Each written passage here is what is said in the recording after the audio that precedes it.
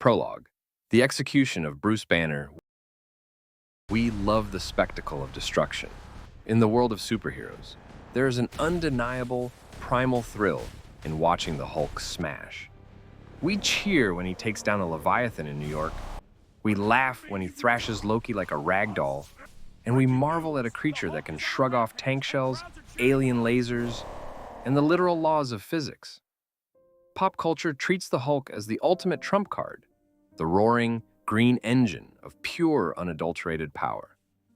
But we need to stop looking at the Hulk as a superpower.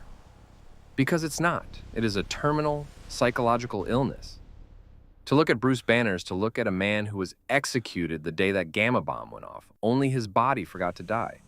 Instead, his physical form was converted into a biological prison. He is a genius trapped in an abusive relationship with his own subconscious.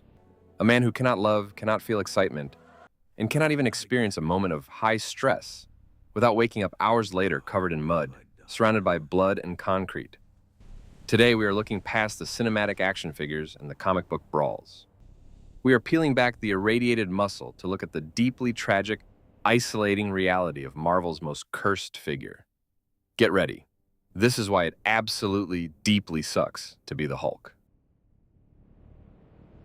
Chapter 1. The Biometric Leash. Let's look at the sheer logistical horror of Bruce Banner's daily life. For a normal human, our emotions are a tool for navigation. When we get excited, our heart rate goes up. When we fall in love, our adrenaline spikes. When we encounter danger, our fight-or-flight response kicks in to help us survive. For Bruce Banner, his fight-or-flight response is an active weapon of mass destruction. Imagine living every second of your existence under a strict biometric ceiling. If his heart rate crosses 200 beats per minute, Bruce Banner effectively ceases to exist. This means he can never run to catch a bus.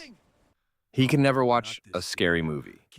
He can never have a heated argument with a friend. And most tragically, he can never experience intimacy. In The Incredible Hulk, we see a devastatingly quiet scene where Bruce is finally alone with Betty Ross, the love of his life, the only person who anchors him to reality. They start to get close, but the moment things become passionate, his heart rate monitor starts beeping wildly. He has to pull away, sit on the edge of the bed, and breathe in the dark. The curse of the Hulk strips away the fundamental experiences that make life worth living. He is a ghost, haunting his own life, forced to remain a cold, detached observer of humanity because a single moment of genuine passion will bring down a city block. Chapter 2. The Amnesia of a Catastrophe. There is a profound psychological horror to the Hulk transformation that movies often skip past to get to the next scene. That horror is the complete and total lack of continuity. When Banner transforms, he doesn't put on a suit. He doesn't drive a machine. He blacks out. Imagine closing your eyes in a high-tech lab in New York and opening them a second later to find yourself sitting in a pile of rubble in Johannesburg. You're naked, you're freezing, and your skin is covered in soot. You look around, and you see flashing police lights, ambulances, and civilians crying. You don't know what you did. You don't know who you hurt. But you look at the colossal footprints in the asphalt, and you know it was you. The last time I lost control, a whole town nearly died. Bruce Banner. That is a level of psychological trauma that would drive an ordinary person insane. Banner has to carry the absolute moral and emotional guilt for actions he has zero memory of committing. He has to read the news reports to find out how many people he killed this week. He's a passenger in a vehicle that routinely runs over crowds, and he can never take his foot off the gas. No, don't do this! Chapter 3. The Monster's Perspective. Trapped in green. But this isn't just a one-sided tragedy. To truly understand why it sucks to be the Hulk, we have to look at it from the perspective of the green guy himself. The Hulk isn't just a brainless pile of meat. As we see in Thor, Ragnarok, the Hulk has a distinct consciousness of his own. He has the emotional intelligence of a toddler, mixed with an infinite reservoir of existential rage. No, I'm scared. And what does a toddler do when they are scared, confused, or hurt? They lash out. The Hulk lives in a universe where every single living creature he encounters either screams in terror, shoots at him with high-caliber artillery, or tries to manipulate him into fighting their wars. The Avengers treat him like a strategic nuke. Hulk, smash. They don't talk to him. They deploy him. The Hulk knows he is hated. In Ragnarok, he explicitly tells Thor that Earth hates him. That's why he stayed on Sakaar for 2 years. For the first time in his existence, he was in a place where people cheered for him instead of running away. When Bruce tries to build a weapon or a chemical formula to cure himself, he is actively trying to commit suicide against the Hulk. The two minds are locked in a perpetual internal murder mystery, where each one is trying to erase the other from existence. They share a skull, but they can never share a life.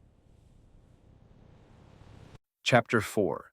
The Weaponization of Science. Before the accident, Bruce Banner was one of the premier minds of his generation. He had 7 PhDs.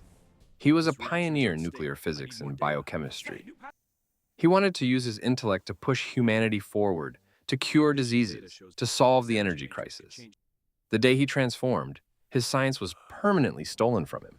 He became property. General Thaddeus Ross didn't see Banner as a sick man who needed medical intervention. He looked at him and saw a billion-dollar weapons system walking around without a military clearance. Because of this, Bruce can never have a home. He can't open a bank account, he can't have a passport, and he can't use his real name. He is forced to live in the slums of Calcutta, treating sick children with illegal medicine, hiding under tarps, always looking over his shoulder for the next drone or tactical team to crash through his ceiling. His intellect is useless because any research he produces will immediately be stolen by the military-industrial complex to create more weapons. His mind is held hostage by his muscle. These hands, they're trapping me. I can't get out. Epilogue: The Death of a Scholar. By the time we reach Avengers Endgame, Marvel introduces us to Professor Hulk, or Smart Hulk. We see him in a diner, wearing a sweater, eating a massive plate of pancakes, and taking selfies with kids. On the surface, it looks like a victory. He tells us he spent 18 months in a gamma lab, treating the Hulk not as a disease, but as the cure. He merged the brains and the brawn. But look closer at what that actually means. To achieve peace, Bruce Banner had to surrender his humanity entirely.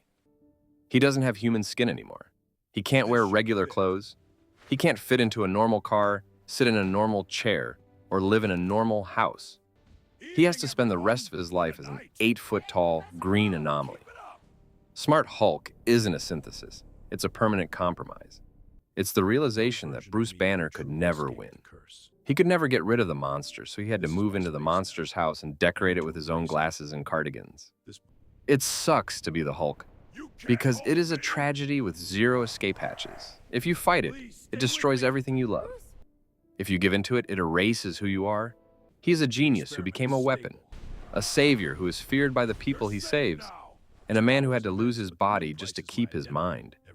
He is the strongest Avenger, yes, but strength means absolutely nothing when you are completely powerless to save yourself. Thanks for sticking with us through this breakdown of the tragic world of Bruce Banner. If you want to keep exploring the psychological reality behind your favorite pop culture icons, make sure to hit that subscribe button, give us a like, and leave a comment below.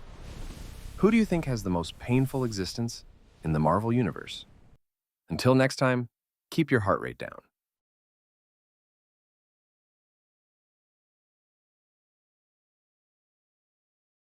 She's the world's deadliest spy, a master interrogator, an elite martial artist, and the phantom asset who can slip into any room undetected. But before she was an Avenger, she was a manufactured weapon, stripped of her childhood, her choice, and her own biology. Her entire life spent running from a past that refuses to stay buried. Next week, we're looking behind the shadow to see the cost of the ledger. Why it really sucks to be Black Widow. Subscribe and don't miss it.